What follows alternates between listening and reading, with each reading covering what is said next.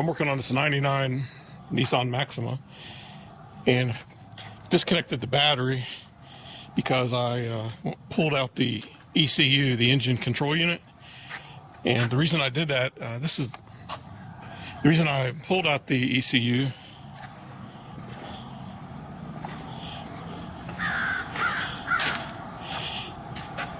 Here's the ECU right there. I pulled it out and rehooked it up in this position here so that I can start the car and run it if I need to. But what I'm trying to do is get to the blend door actuator, and you have to remove the ECU to do it. And let's see if I can show you that.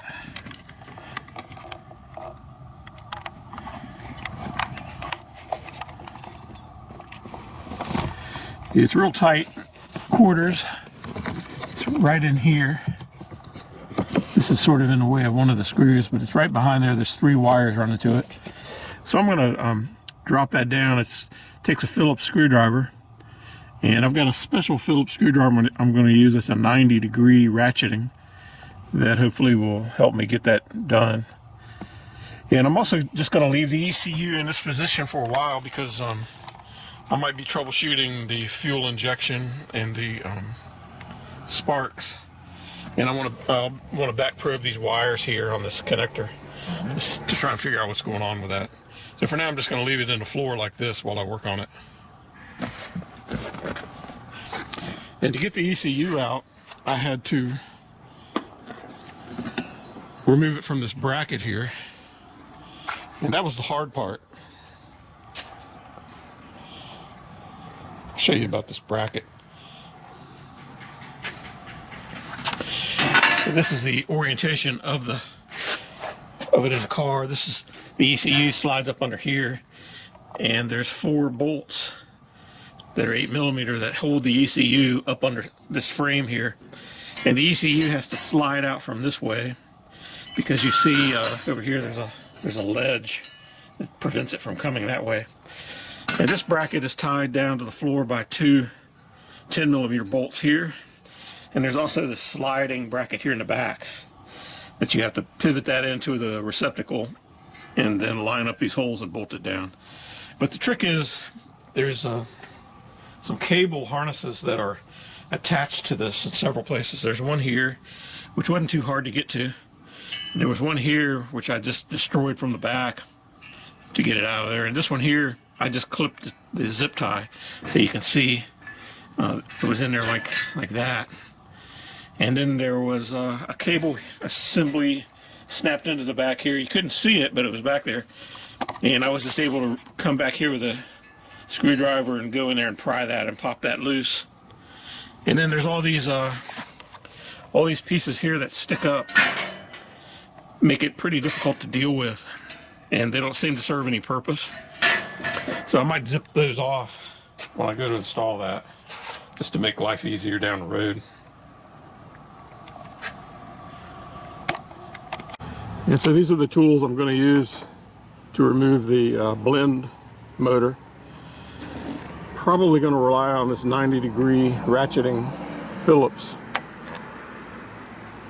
It's made by the General Tool Company, and it's marked as number 807-8X.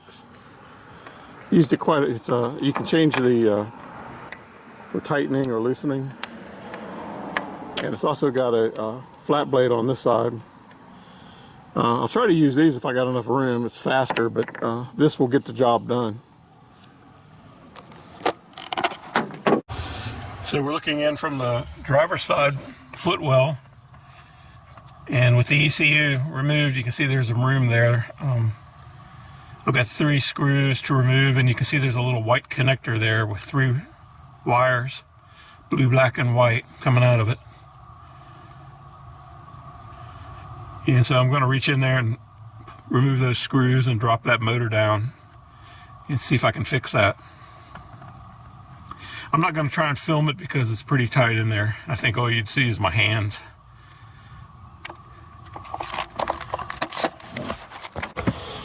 So I did get the blend motor out, This is it right here. And this is the orientation that it sits up in the car. And it's stuck right now in the hot position. And there's 3 screws holding it. 1 here, 2 back here. These in the back are a little more difficult to get to, but this screwdriver, with that screwdriver, I was able to get them all. And of course, this is one of the screws. Came out from this side. The other 2 screws came out from the driver's side. And let's see if I can show you the blend lever.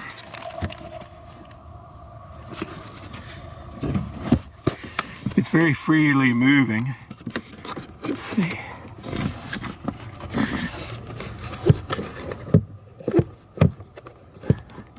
Might be hard to see with that tube in the way.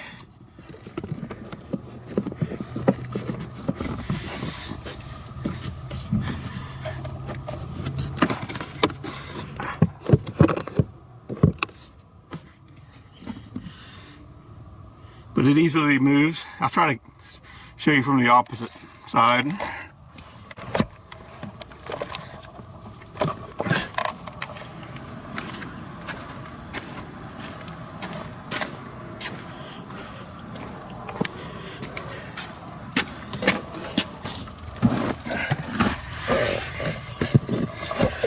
This is the wire that connects to the blend motor here. And let's see.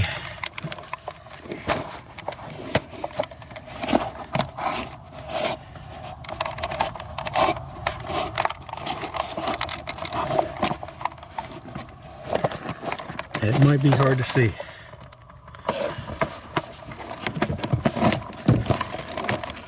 The camera's kind of large. So I'm going to start the car and see if I can manually move the blend door to make the AC work.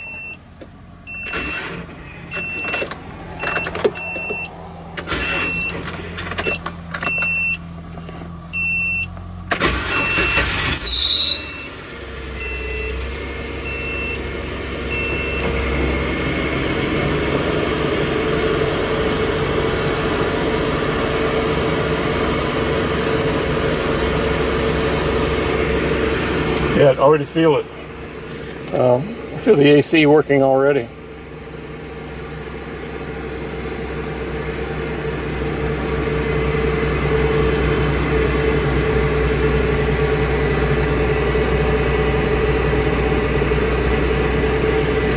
So the issue is the blend door. I see the motor. I've got the motor down there plugged in, but I don't see it changing.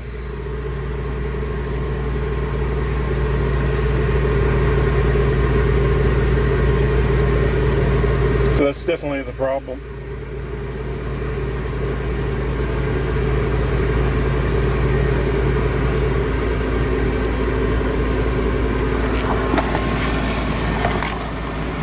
Now I have AC coming out of the fans here. And the AC is working, it's good. I just need to replace that blend lever.